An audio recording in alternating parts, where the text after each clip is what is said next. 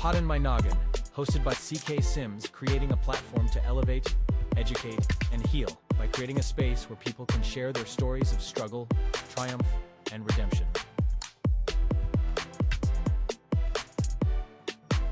CKS Media. Hello, everyone, and welcome back to Pot in My Noggin. I'm your host, CK Sims, and today we are joined by Mr. Seth Gehle. Welcome. How are you? I'm doing well. Thank you for having me. Thank you for being here. So, as everyone who's listened to my podcast before, I'm all about stories of struggle and resilience and finding your way through to your own definition of success. And I feel that, Seth, you might be the epitome of that story.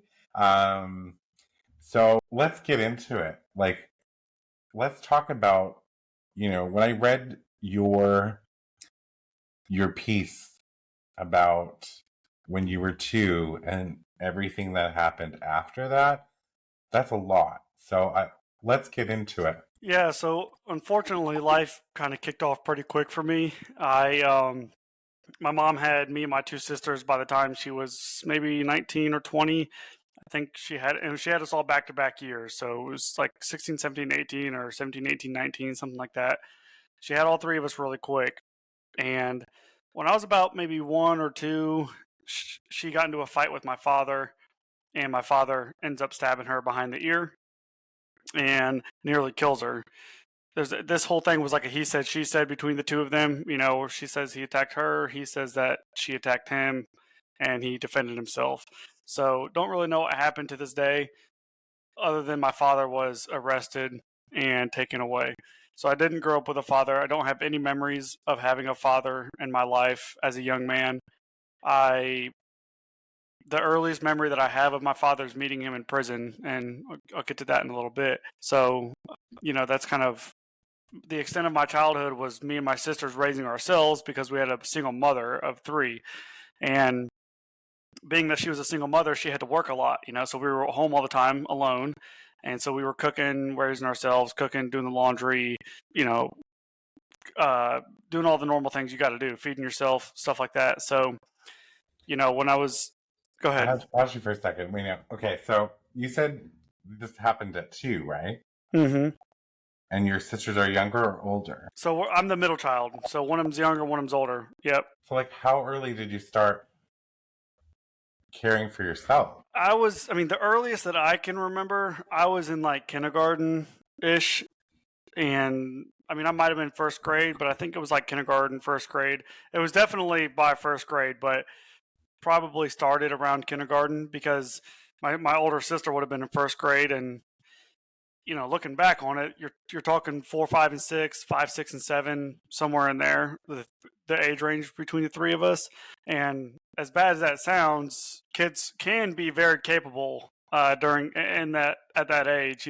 Oh, I totally agree with you. They can be. They shouldn't be, but right. They can be. No judgment. I don't want to judge. I just want to say, they shouldn't be at that age, but continue. Yeah, so I just remember being in kindergarten, first grade, and coming home, and we were just taking care of ourselves. We cooked our food on the microwave. As soon as we could stand on the chairs and reach the sink, we were washing our dishes, doing the laundry. As soon as we could, my mom raised us to be very sufficient or self-sufficient, sustaining, and things like that because she was gone so much. And at that real young age, I didn't realize that life was different or wrong or bad. This was normal stuff to me. As I got older, I realized things would get worse and things were a little bit different. But at that young age, we were moving all the time. We were at different babysitters' houses a lot of times. A lot of times my mom couldn't afford a babysitter, and that's when we would be home alone. And when we did go to babysitters, there was one in particular that they had a teenage son who would end up molesting me when I was about 5. And that happened a few times. It wasn't anything crazy, I say, on the scale of molestation and child abuse. But it was just a few moments, maybe 4 or 5 times total, where he kind of exposed himself to me. I remember being in his bed with him. He would expose himself, and then he would look at me. I'd look at him, and he'd touch me, and he'd make me touch him. And I think that was about the extent of it. I don't really remember too many details of that. I do remember reporting him because I remember my grandparents asking me about it and asking me like what happened or if something had happened. And, nothing happened out of reporting him. The kid and he was a teenage kid. I don't blame him for it. Surely something happened to him to be having that mindset of taking advantage of a little boy. And knowing what I know now in hindsight, he was definitely in a bad place with the influences that were around him.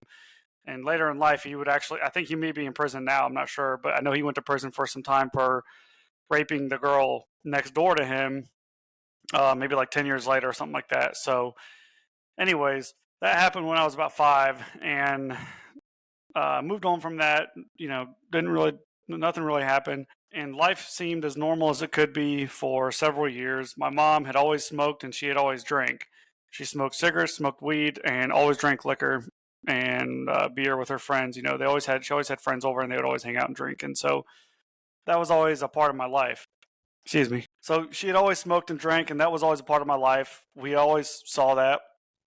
And when I was about 9 or 10, it was almost like a switch flipped for her, where she just became suddenly like more angry. I'm not really sure what happened, but she started to get more abusive. It went from we had always gotten whooped as young kids, but it went from being whoopings to like just beating the shit out of your kids with no remorse, no regard, and no emotional support for them.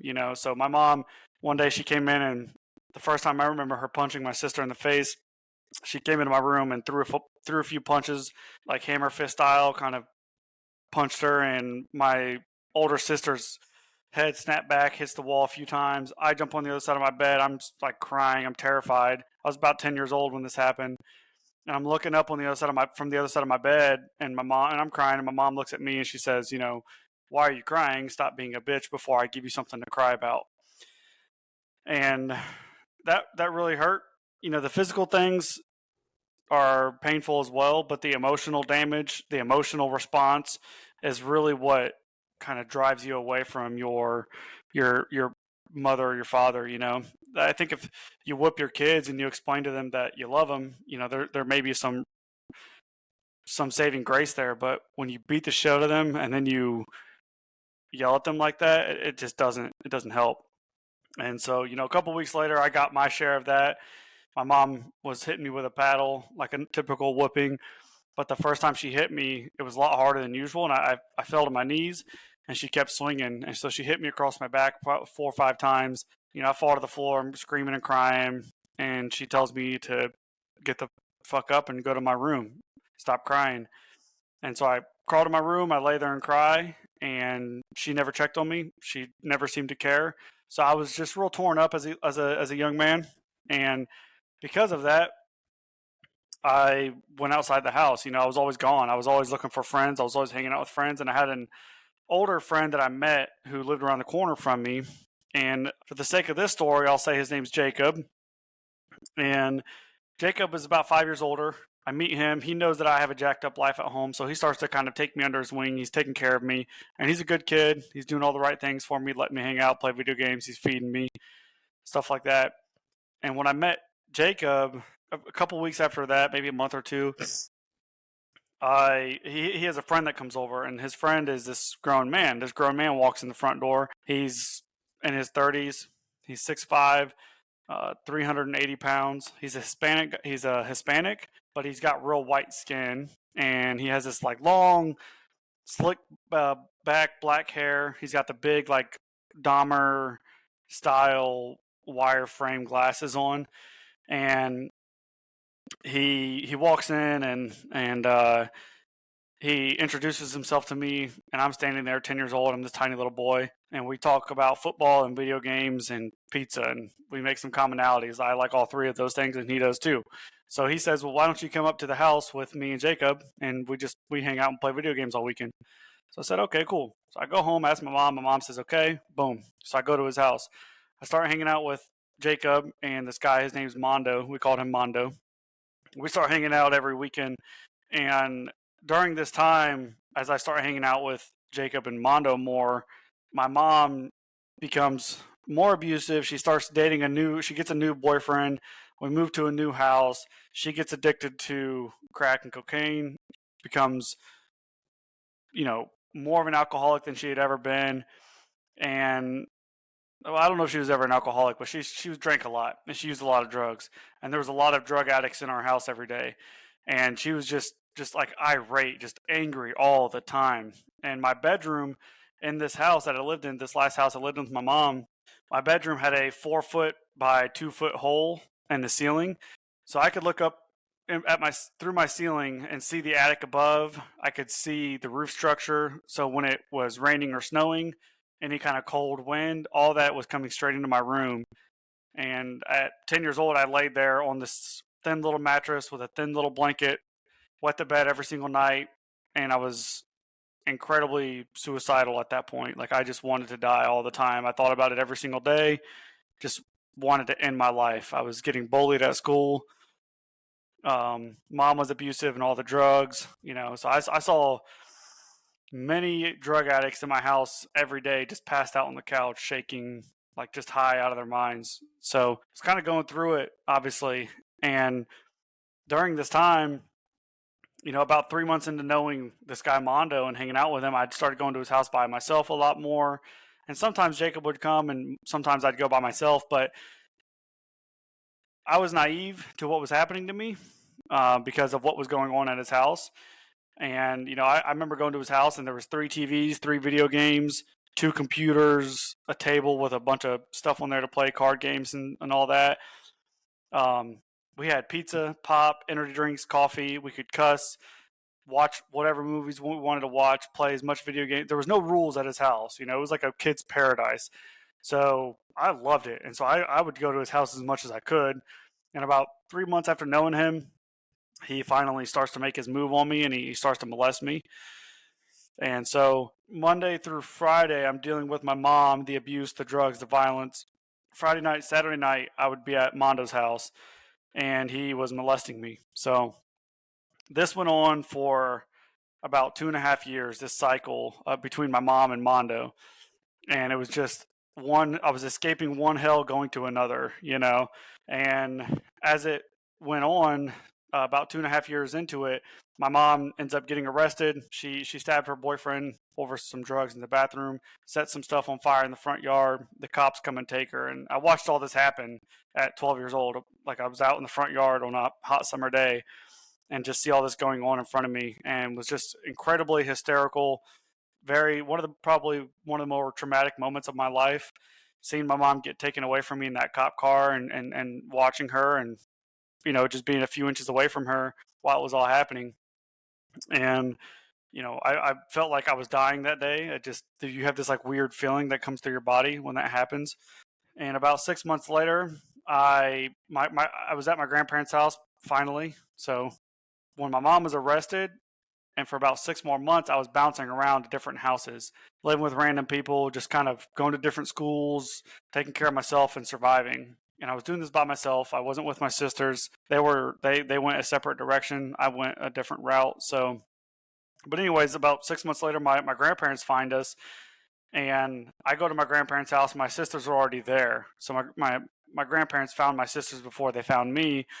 And I get there and they ask to adopt me. I say yes. My sisters say no. They go back and live with my mom. And I stay with my grandparents because I have a warm house with people who have money and cars and clothes and like food on the table. Like, this is a big deal to me. I was happy. So I stayed with my grandparents. But unfortunately, go ahead. Okay. I've been sort of keeping. Yeah. Were you and your sisters in foster care? Is that how that bouncing happened? No, I really don't know how we avoided the system of foster care, because we all went to live with my dad initially. I was only with my dad for maybe 3 weeks, 3 or 4 weeks. I had to leave because I almost went to juvie. I got into a bunch of trouble, went to alternative school, was getting in all kinds of trouble at this new school. So I left, and I don't know where my sisters went after I left. I know they stayed for some time. Don't know how long.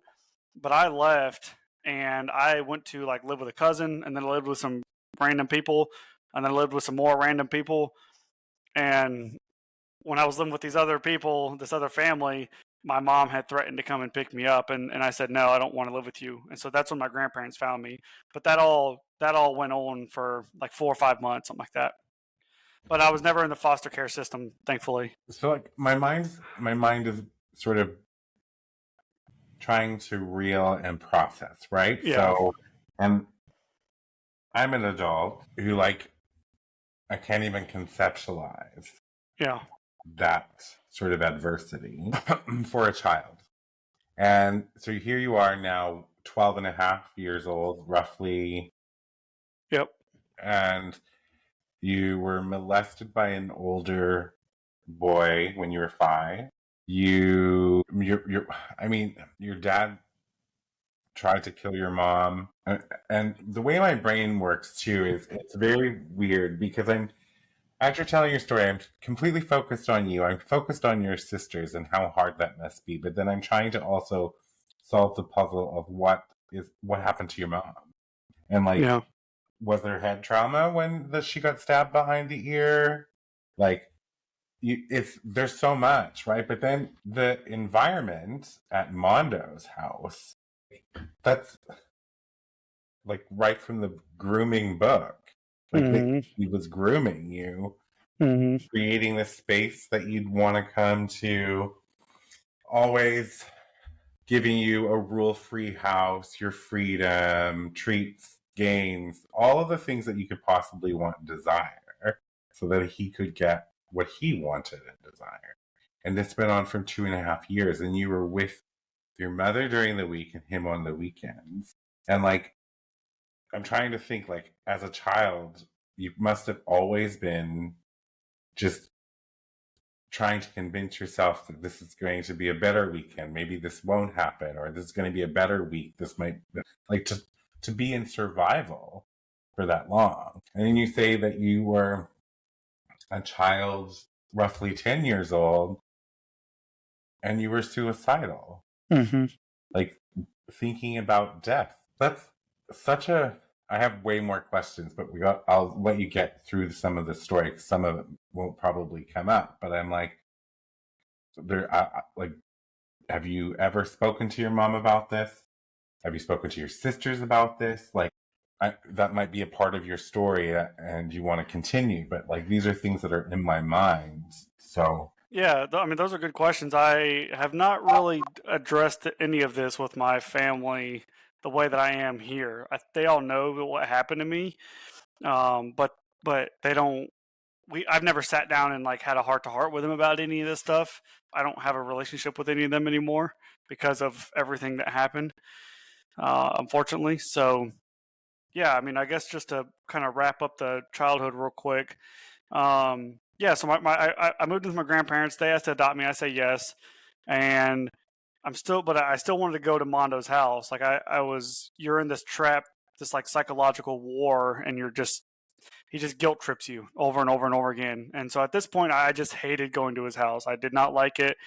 I knew I was going to play video games, but I'd play video games for an hour or two, and then he would molest me for several hours every night, Friday night, Saturday night. I remember laying in his bed for just hours on hours. And, over the course of almost 3 years at this point, it had gone from touching to me touching him to oral sex to reciprocation of that, and him with his fingers, using his fingers on me, and basically every sexual act you can have with somebody, this man was doing to me at 10, 11, 12 years old. And when I was 13 years old, around that time that I had just turned 13, that was the first time that he raped me. And then I could tell you all about that night. That's a whole freaking another story. But I just remember being there, and I remember all the details of it. And the worst part of that was sitting on his toilet afterwards. I remember going to the bathroom, and I'm sitting there naked on his toilet crying, and I'm not like in pain, but I'm just destroyed. I just want to die, and I'm getting everything else out of my body, and I'm just wondering why. Like, why me? Like, why is all this happening to me? Why did this have to happen to me? Why did my mom have to do this? Why did my sisters leave, then go back to her? Why have I been getting molested and now raped by this man? I was thinking to myself, like, do I have HIV? Do I have AIDS? You know, I can't say anything to anybody now because everybody's going to think I'm gay, or they're going to think there's something wrong with me, or they're going to think that I've been sleeping with this old man. And, you know, they're going to have all of these like horrible things to say about me. So I can't tell anybody now. Like, my life is over and I'm never going to be married. I'm never going to have a wife or kids or nothing. So I was like, yeah, I got to kill myself, you know? And so, I don't really know how I survived. I just kind of kept chugging, and I walked out of the bathroom with a smile on and just kind of kept playing the game. And that went on for another 2.5 years. And about a month away from being 16, I was up at his house with a younger friend of mine. And this younger friend was getting groomed. I could see it happening. I could see the comments the guy was making and the gestures he was doing. And it was the same exact things he had done to me. And I picked up on it. And I basically was like, this is it. Like, I'm not going to let this happen to my friend. So I messaged my friend Jacob on this video game. I said, hey, I need you to come over tomorrow after Mondo drops me off. Mondo drops me off the next day, Sunday, and Jacob comes over. And I'm walking back and forth in my room, and I'm telling him, like, hey, I got to tell you something, but I just can't get this, you know, I can't get the words to come out of my body. It's just, I can't say anything. And Jacob looks at me and he says, Mondo touched you, didn't he? And I just fall apart. I fall to the floor crying. And I just can't control myself. I'm slapping the floor. I'm just in a rage, you know. And because this has been going on for 5.5, almost 6 years at this point, and every single weekend, so 300 to 400 occasions of like sexual abuse and molestation. And I'm crying and broken down. And I obviously it's a yes. And so I kind of turn and look at him. And the next thing he says is, he did it to me too. And I could not believe it. Like, my heart was just ripped in half because he was my older friend who was like a hero to me, you know? And I couldn't believe it. Like, he had been molested too by the same guy. And so he's like, well, what do you want to do about it? And I said, we got to go and report him. So we go out, we tell my grandparents, we call 911, we go down to the hospital, and this whole thing was real crazy because I was raped and molested that weekend. And even while my friend was up at the guy's house with me, I was raped and molested that weekend. So we get to the hospital and we're talking to the nurses, and I have to go tell the cop all these horrific details of everything that's happened to me, because the more egregious the crime is, the more they'll really pursue this thing and like hammer the guy. So I'm telling them all these like disgusting details. And we get done with all that, and the nurses are like, oh, well, hey, do you have any clothes, or do you have anything at home that you've worn to his house recently? Like, when was the last time this happened? And I said, well, this just happened 12 hours ago, 15 hours ago, and I have not changed my clothes and I have not taken a shower, because I knew that I needed to keep all that stuff on me. And the whole room like went silent. And that's the only reason I remember this whole details, because everybody took a step back. I could like hear people's mouths open up because they're just like, what?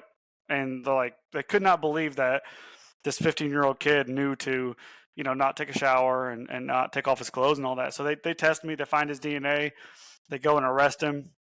And, you know, about a month later, I get a phone call, or my grandparents get a phone call, and he pleads guilty in court. He got 10 years. He got 10 years in prison for molesting 2 boys for about 10 years. And there was just 2 boys that we know of. You know, there may have been more before me and Jacob. So that's kind of crazy, because he'd be free today. He was arrested in 2011. He would be free today, but fortunately enough, he died in 2019. And what's even more scary is that he ran a haunted house in that hometown. So he ran a haunted house that all these little kids would come through, and he'd always be at the end handing them all candy. And if he would have gotten out of prison, like, he would have gone back to doing whatever he was doing before. He would have continued his cycle. I think so, anyways. He would have. He would have tried for sure, but he would have been on the registered sex offenders list. Like, right. You know what I mean? Were you ever angry at Jacob? No. Nope. Never. I have a keen sense of awareness, I would say. Oddly enough, that I was so naive to fall into that trap. I was also very aware of what was happening to me. I knew that it was wrong. I knew that there was nothing wrong with me for it, but I knew that other people would think that I was wrong and think that I was, disgusting and all these other things. So to that point with Jacob, I knew what the guy had done to me. So I can only imagine what he did to Jacob. It's the same thing, it's the same psychological war that he had gotten over on Jacob. And he's a 30-year-old man with a 15-year-old boy, a 10-year-old boy. He's going to win. He knows how to play the game. And I think that that's something that people really need to understand too, is the psychology of it and how people can be groomed and how people can say things that like trap you, right? And then, you made the comment of when you were sitting on the toilet and you were thinking about that and thinking about how people would view you and how your life was over and you were never going to get married. You're never going to have kids.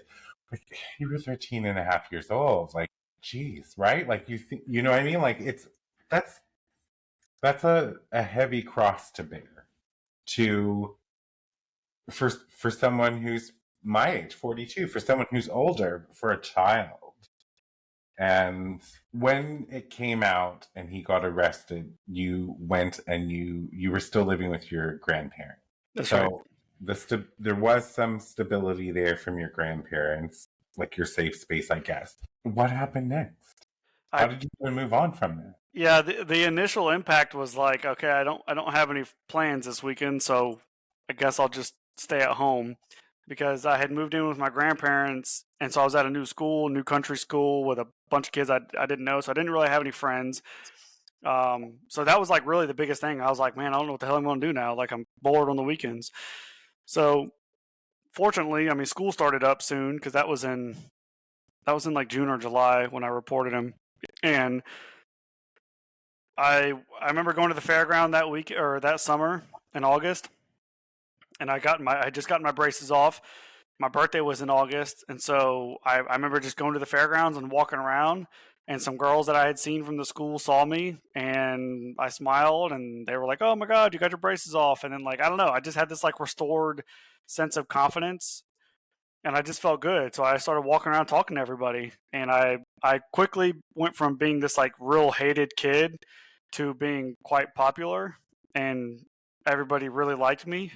I was funny and charismatic and confident, and I was hiding a lot of things. I was hiding a lot of pain, but I was good at it. Nobody had any clue. I get messages today from people that I went to school with that are just like, holy shit, like, we had no idea, But yeah, I just kind of moved on. I never got any therapy. I never talked to anybody, and I don't say that proudly. I think anybody who goes through it, they absolutely need to go to therapy, and I wish I would have done it, because the impacts, what'll happen when you go through something like this is it may not hit you right away, but it will hit you eventually. It'll either get you in a year, 5 years, 10 years, 15 years. For me, it was about 10 years down the road, it hit me as hard as it ever did. I mean, it affected me while I was going through it, and it affected a lot of my behaviors afterwards with girls and being sexually motivated and things like that. And it affected my personality with people, where I had this victim mentality, this chip on my shoulder. It affected a lot of those things. But, about 10 years later was when it really, really almost took over my life, So I just kind of moved on. Yeah. It's interesting because before we're going to go to break, but before I go to break, I just have to say, like, trauma like that rewires your brain, and being in survival mode for so long, like, you learn to suppress things. You learn to keep them quiet so that you can move through life. So what you're saying about post makes sense to me, right? It makes sense to me because this is a trauma response and this is how you're behaving. We're going to go to break. We'll be right back. Life in Stitches by CK Sims. Available for purchase in paperback and ebook on all major platforms.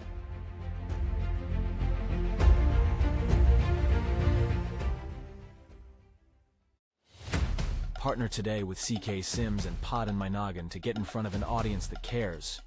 You will be supporting mental health stories, tales of resilience, and uplifting content, aligning your brand with bringing goodness, authenticity, and kindness front and center.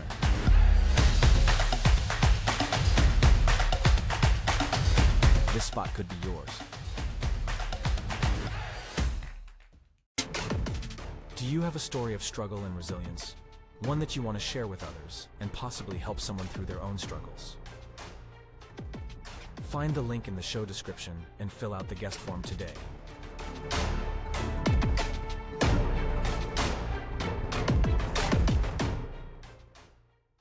Welcome back, everybody, to Pod My Noggin. We are chatting with Seth Gehle this week, and before the break, Seth was sharing his, I'm going to use the word tragic, man, tragic upbringing. Up until about 16 years old, you went through hell. Like, I don't know how else I would explain it, right? I can't comprehend what that must have been like for you. And I don't know why, but I just want to say I'm sorry. I don't know, I don't know why I want to say I'm sorry, but like, I don't believe any child should have to experience what you experienced. Thanks for sticking around. But we talked about afterwards, and this was around 16. It affected your behavior with girls, sexually motivated, that sort of thing. But then, did you finish high school? Yeah. I mean, I was a straight A student the whole time this thing was going on. So like, I was a perfect student. Actually, the only year of my my educational career that I didn't get perfect grades was my senior year, and that was due to a lot of reasons. I was there's a whole lot of backstory to this that I don't really have time to explain, but I was living at this point. My grandparents had moved to Florida, and I lived in Florida for a brief moment with them, but I had to go back to Ohio because I joined the Army Reserves when I was 17 in high school. And so I went to basic training between my junior and senior year, went to Florida after basic, and the Army was going to kick me out if I didn't go back to Ohio. So kind of made some mistakes. So I went back to Ohio. I was living with a girl and her parents who took me in, and those people are very much like my mom and dad now. But I was living with them, and I found out that my mom had moved to like Texas, my dad moved to Colorado, and just a whole bunch of family drama. One of my cousins was murdered, and this all happened like boom, boom, boom. And so I was a senior in high school living with some random people who didn't really know me, didn't understand me, didn't have any idea what I had been through. And I just had this like horrible mentality. And so I was really struggling, but that was the reason my grades dropped. I just stopped paying attention at school. I got perfect grades the first semester, so I knew that I didn't need to do anything the second, and I literally just showed up, went to sleep, didn't do anything. I almost got straight Fs the second semester. Graduated high school. I remember walking across the stage, nobody clapped for me. I had lost all my friends, sat by myself. I pushed everybody away because I wanted to die, and I didn't want anybody to know what I had been through, but I wanted them to all know that I was struggling, and because they were also happy. Like all the kids I went to school with had mom and dad and families. I mean, I went to this country school where it was very affluent compared to what I had grown up to, So, I mean, just to have a mom and a dad, that you were already considered, like I would consider that as a rich kid. You could be a very middle-class family, but if you had mom and dad, you had enough food, you had enough money in your house to have food in your pantry, like to me, that meant you had money. So I just I had this real hatred towards everybody my senior year. But I graduated, and I went off to the Army, and I joined. I went off, came back, went to college for about a year, and I was almost homeless because I just had no financial literacy. I wasn't taking care of my money, wasn't doing anything right. So then that's when I went active duty, and I joined active duty Army about a year and a half after high school. And you served overseas? Well, my first duty station was Fort Stewart, Georgia, and then I went to Fort Bragg, North Carolina. So between those two, I served for 6 years on active. And yeah, I mean, I went all over the place. I went all over the country: Hawaii, Germany, Latvia, Lithuania, Poland, Africa, Afghanistan, Dominican Republic. Yeah, I've been all around the world from the Army. Okay. But so that solved your housing crisis, Right.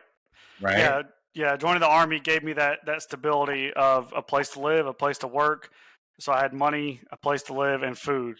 I had my basic needs when I joined the Army, and it gave me that brotherhood, the community that I needed. And from a psychological perspective, the structure, Yeah, exactly. Yep. right? The accountability, the structure probably were very good for helping you keep it together.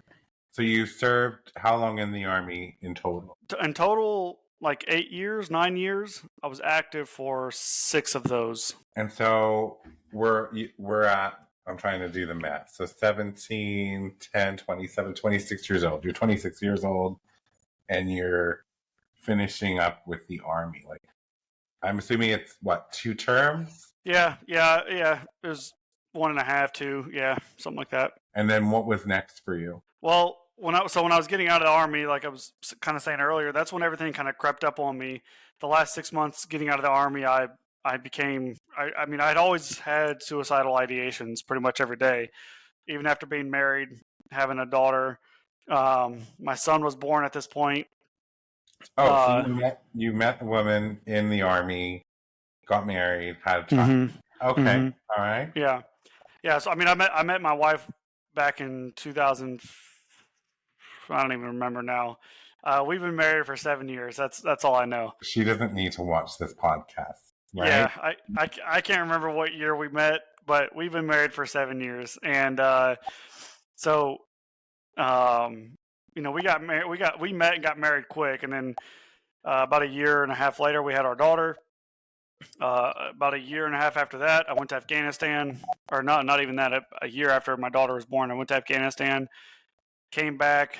My son was born after I got back, and that's when I was getting out of the Army. I was about 6 months away from getting out of the Army when I got back from Afghanistan, and for some reason, like something just hit me, and I was going through some. Well, actually, I know why. It was all the stress of the Army plus getting out of the Army. I knew we were going to come back to Atlanta because this is where my wife is from. So we're moving back to Atlanta. I had to get a new job, a new career, find a place to live. I had to do all of these things to support my family. So a lot of that stress was really hitting me hard. And it kind of brought back all my childhood, like trauma and PTSD and stress and anger. And I shut down completely. And it got very dark and really wanted to end it all. And I just kind of hung on. I mean, I had my son and my daughter and my wife to take care of, and they've kind of gotten me through it all. They're the reasons why I stuck around. And so I get out of the Army, came back to Atlanta, started working in construction. And, within a year of working at the 3rd largest home builder in America, I was the #1 construction manager in the company. I was the construction manager of the year. I got to go out to Las Vegas and receive a national recognition from the National Association of Home Builders. I got their highest honor award. And so within a year and a half of being out of the Army, I had gotten all these awards, these accolades, all this recognition, made a shit ton of money. And so I was just like, that's when I realized, like, okay, there is a place for somebody like me in this world. Because when I got out, I walked into corporate America and everybody's got suit and ties on and they're nice and clean and they're happy.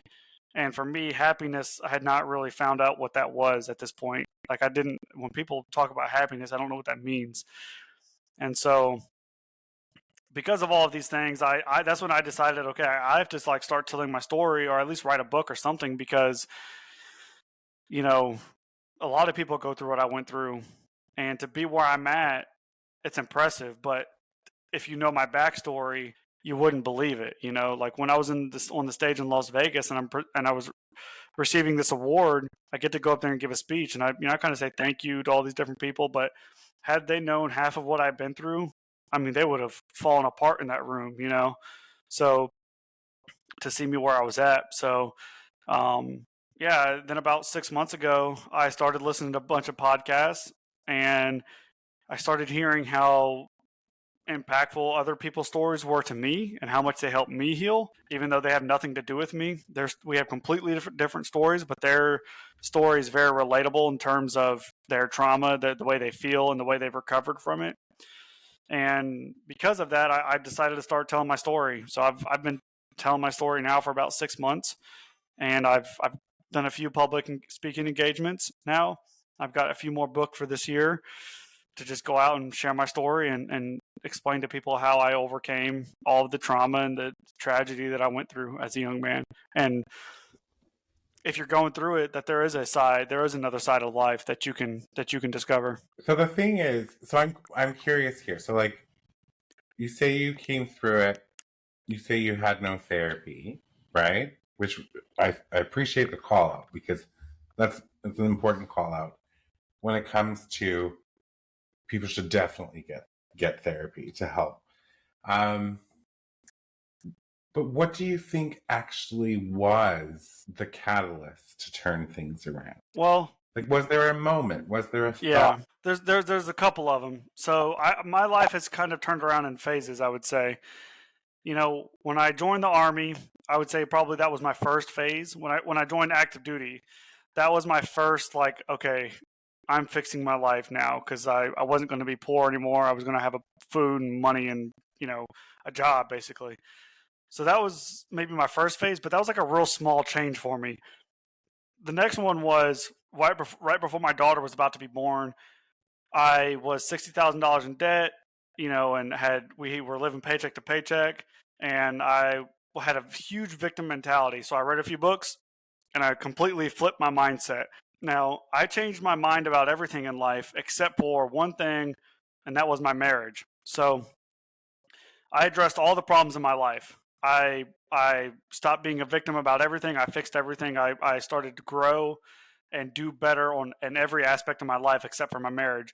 Me and my wife were married for almost 2 years at this point, and our marriage wasn't terrible. I mean, we were still doing pretty good, and our marriage never was terrible throughout the 7 years we were married, but it just wasn't a happy marriage for a long time, I would say, or for a lot of the time. Maybe not consistently, but there's a lot of periods of our marriage that have not just been happy at all. So, and that's because of me. So, like I said, right before my daughter was born, I went through another transformation where I kind of got rid of this victim mentality, and I decided to start really pushing myself in every way to be better. I just couldn't do it with my marriage, and to be a better husband and love my wife. Affection was always something that I just could not do for anybody. But then about 6 months ago, I met a guy. His name's George Hayworth, and he has a podcast, and he's a men's coach, basically, like a men's life coach. And I met him, and I was talking to him about some of my problems, and he kind of shot me straight and was like, "Look, dude," he's like, "you can fix all this other bullshit in your life, and you can't go home and like love your wife. You can't go home and tell your wife that you love her. You want to blame everything on her, because just because I told my wife, before me and my wife got married, I told her, I said, well, I'm jacked up, just so you know. So if you marry me, this is what you're getting. You're getting this full package. You have to be ready for it." And he told me straight up, he's like, "That's bullshit, man." He's like, that is so wrong of you to do.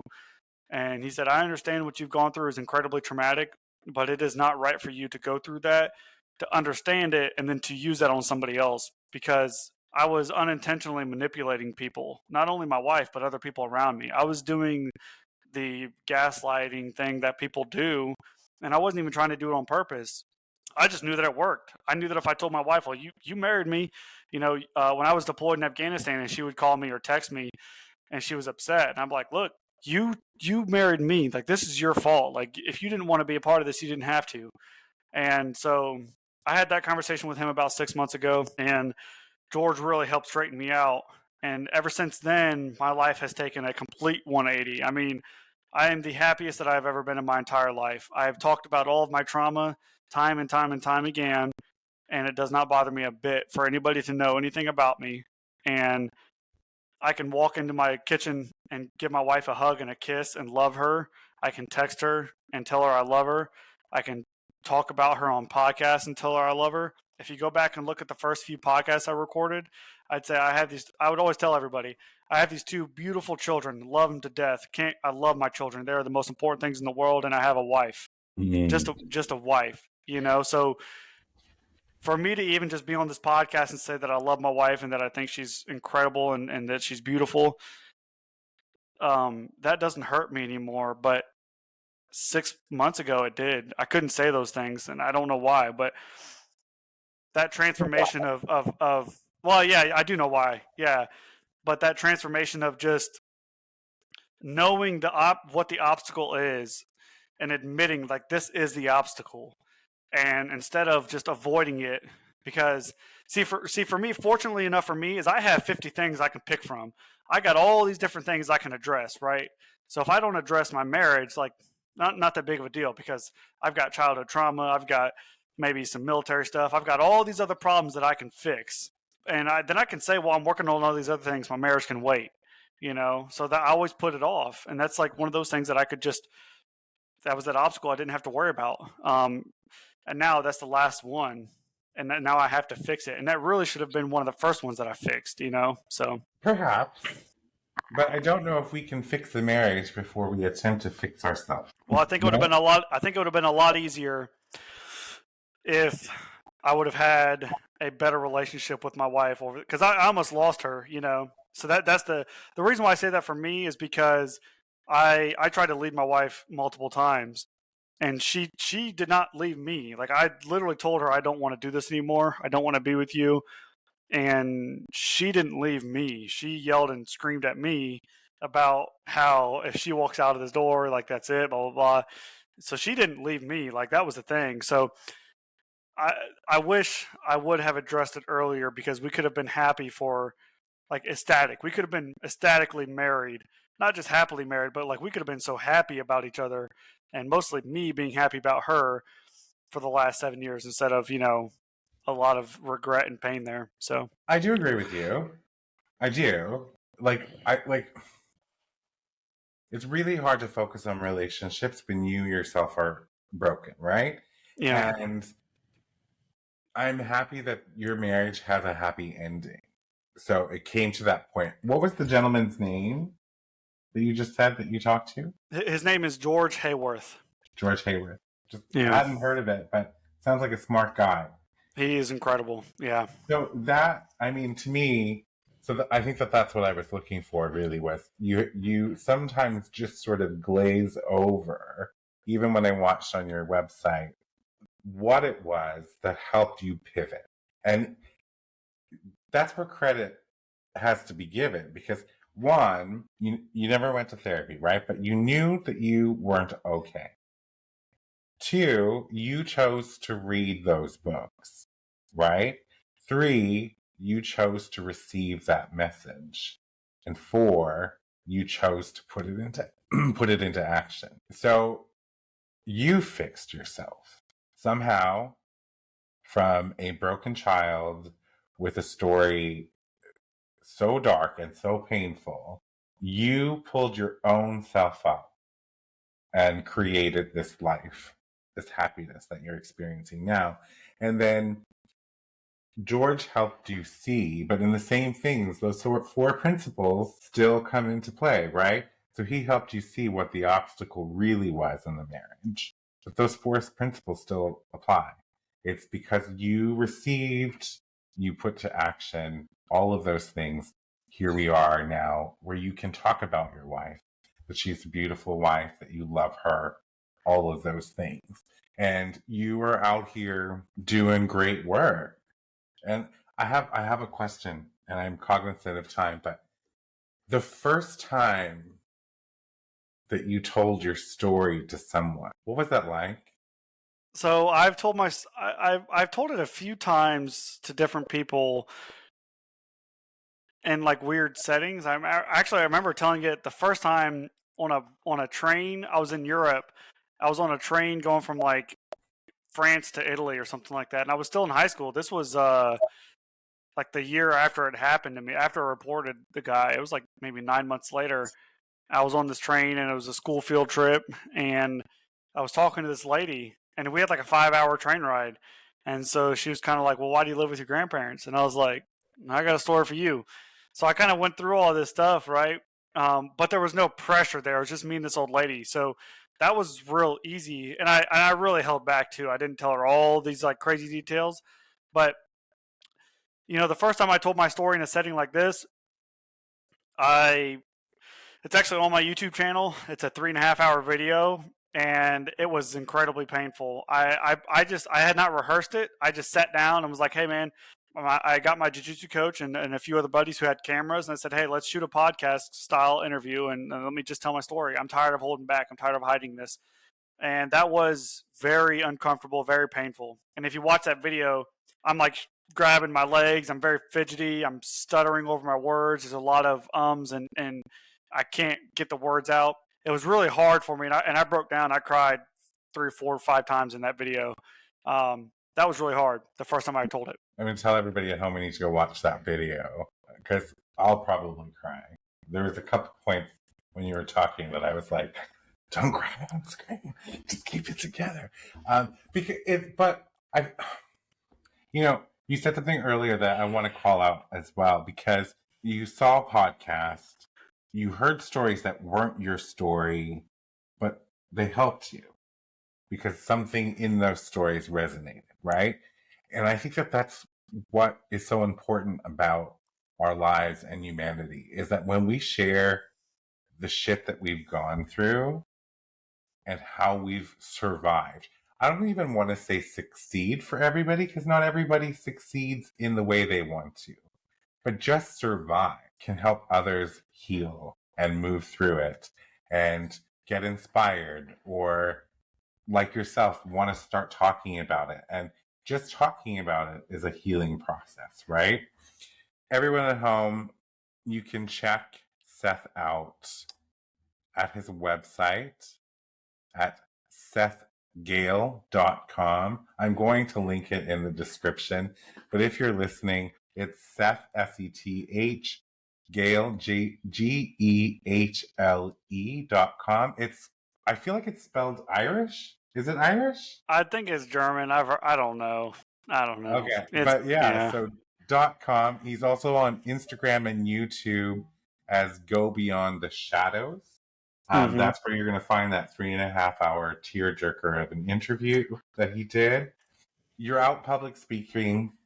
You've got gigs coming up this year still, and you have an estimated release of your memoir for the end of the year. Yeah, we're looking at like September, October right now, I think. I should have a marketing graphics here soon, here in probably 4 weeks maybe. And do we have a working title? Yeah, the title will be Strength Beyond the Shadows. Strength Beyond the Shadows. I got to write this down. So look for this when you are in the fall. Yeah. Strength Beyond the Shadows. And I'm sure you can get updates on his social media and Sethgehle.com. Seth, you're right. It does help to talk about it. And I think without you even knowing the capacity or the reach, really, people will listen to your interviews that you give and the talks that you give, and it will impact them. For me, it just calls full front and center how much we really have to speak up, even when we're kids, when we're young adults. If we see things that are happening that even cause question, we need to address them, right? I don't know who was in your life that could have maybe have possibly seen or even been hinted at that you were going through something, but this is why we need to speak up. Thank you so much for coming on the show. I really appreciate your time. I wish you the very best. And I look forward to reading your book. Yeah, thank you. I appreciate you having me on, and I will push out some information soon on how people can be updated and receive updates when the pre-sales and the book sales come out. So thank you. Thank you. For everyone else, I'll see you next time. For media and sponsorship inquiries, email info@cksims.com or visit cksims.com and fill out the contact form. Be sure to subscribe so you don't miss an episode. A new episode airs every Saturday. CKS Media.